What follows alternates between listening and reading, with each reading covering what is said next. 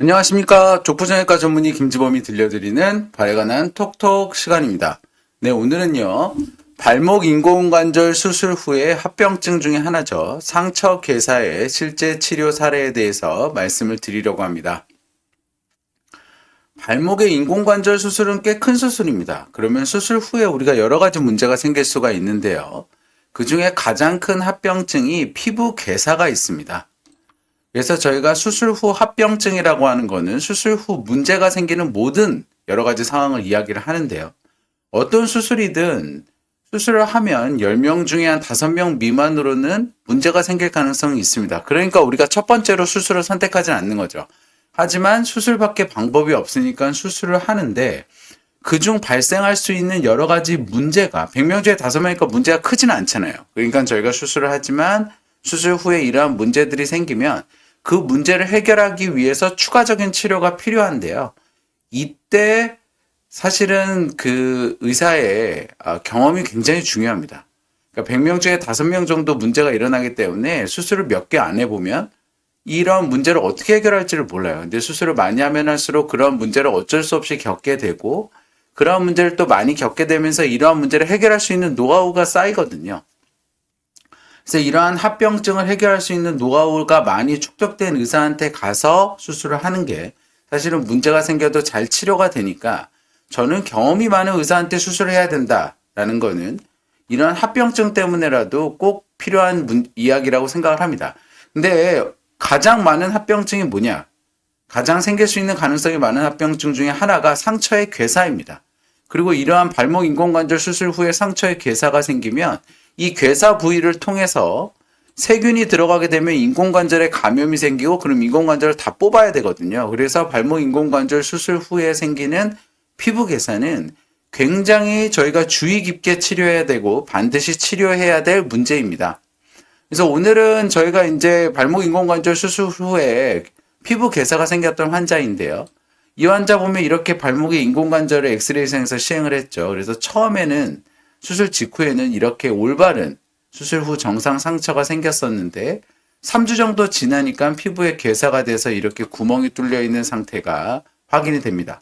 이 구멍을 통해서 세균이 들어가고 그러면 인공관절에 감염이 생길 수가 있으니까 빨리 저희가 치료를 해야 되는 거죠.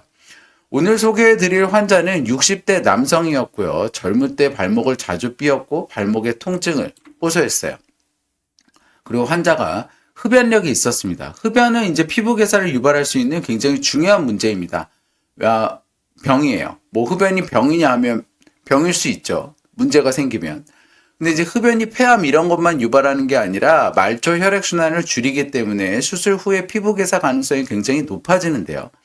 일단 이 환자는 발목을 자주 삐어서 검사를 해봤더니 발목에도 관절염이 있고 발목 아래 관절에는 거고라 관절염이 있었어요. 거고라 관절에는 관절에도 관절염이 있었습니다. 옆에서 사진을 다시 한번 좀 보여드릴게요.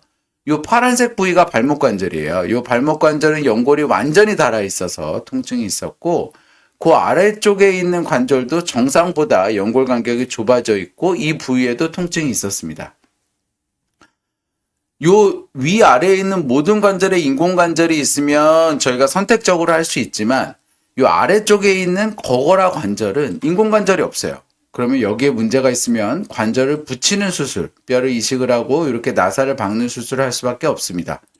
그럼 거고라 관절이 뻣뻣해진 상태에서 위에 있는 발목 관절도 붙이게 되면 발이 너무 뻣뻣해져요.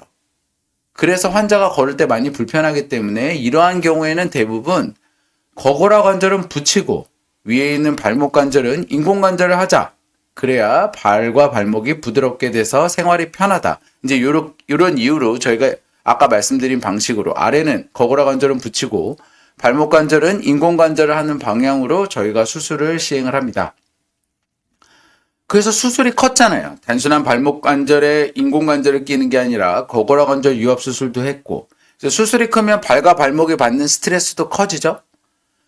그리고 환자가 흡연으로 하니까 피부로 가는 혈액순환도 저하가 되고 이러므로 인해서 상처 괴사 발생 가능성이 특히 있었던 환자입니다. 그래서 수술 전부터 말씀을 드렸어요. 상처 괴사가 있을 수가 있다.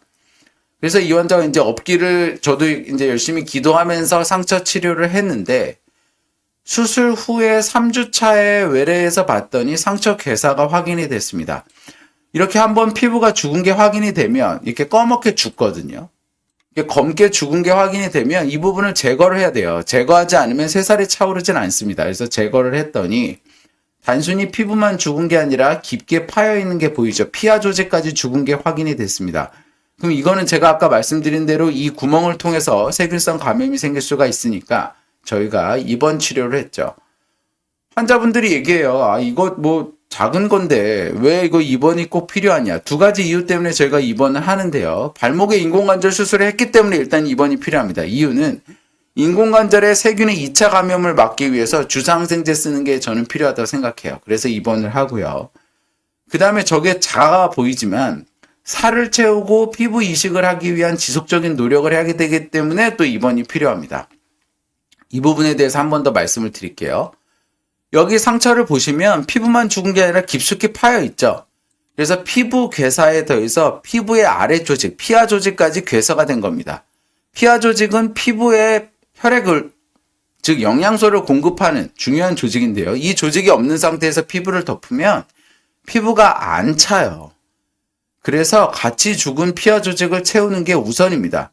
그래서 이게 크면은 우리가 이식을 하는 거고, 이게 작으면 그 안에서 채우려고 노력을 하는데, 채우는 가장 좋은 방법은 현재 나와 있는 거는 음압치료입니다. 이런 기계를 이용을 해서 계속 빨아들이면 혈액순환이 촉진이 되면서 살이 잘 차는 걸로 되어 있습니다. 그래서 이 기계를 이용을 해서 음압치료를 했고요. 실제로 음압치료 후에 살이 치료 전보다 치료 후에 살이 잘 차 있는 게 확인이 됩니다. 이렇게 살이 판판하게 다 차면 죽은 피부를 대체하기 위해서 저희가 피부를 이식을 합니다. 대부분 허벅지에서 조금 떼고요. 그럼 뗀 부분은 어떻게 해요? 저희가 피부를 전체를 다 걷어내는 게 아니라 이런 특수한 기구를 이용을 해서 피부에 살짝 표피층만 걷어냅니다. 그러면 피부에 진피층은 남아있기 때문에 그 부위는 특별하게 우리가 치료를 하지 않아도 피부가 깨끗이 차고요. 이 환자는 이렇게 떼어낸 피부를 문제 있는 부위에 꼼꼼히 꼬매주고 상처가 안정화될 때까지 기다리면 피부가 이식이 됩니다.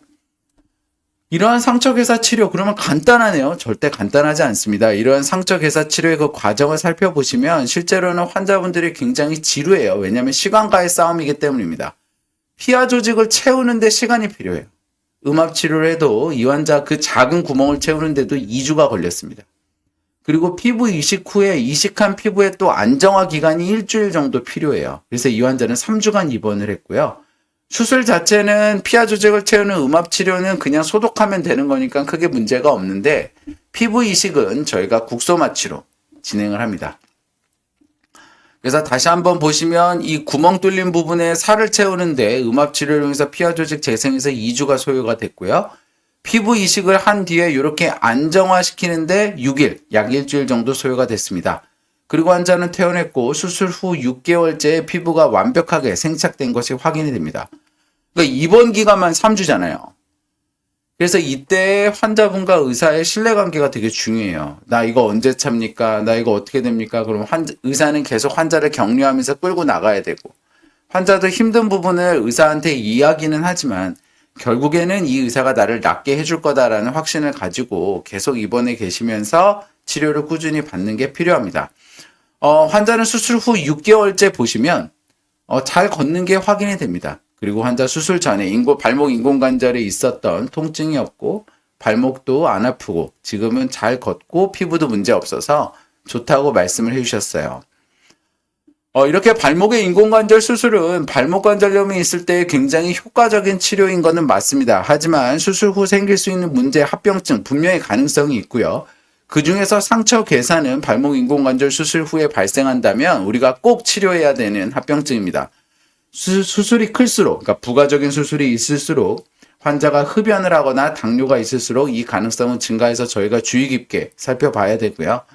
발목의 인공관절 수술 후에 상처 괴사가 있다면 감염의 가능성이 증가하기 때문에 반드시 치료하고 입원해서 치료하는 것을 권합니다. 치료는 기본적으로 3주는 필요한 것 같아요. 그래서 긴 치료 기간이 필요해서 이때 환자분들 힘드시겠지만 힘내시고 입원을 열심히 하셔서 열심히 치료 받으시면 꼭 나을 수 있습니다. 그리고 마취 자체는 그렇게 크진 않아요. 국소 마취고 수술은 간단하지만 시간이 길게 필요한 치료이다라는 거를 가지고 마음을 좀 여유 있게 가지시면 꼭 나아서 건강한 발걸음 행복한 100세 인생 가지실 수 있습니다. 네, 저는 서울대학교 의과대학을 졸업을 했고요. 서울백병원에서 교수를 역임한 뒤에 현재는 두발로 병원에서 근무하고 있습니다. 다수의 TV 프로그램에서 저의 생각을 전해드렸고 이 영상은 제가 환자분께 제 지식을 직접적으로 전해드리고자 직접 제작하였습니다. 족부 김지원 블로그에 오시면 더 많은 정보와 질문이 가능합니다. 경청해 주셔서 감사합니다.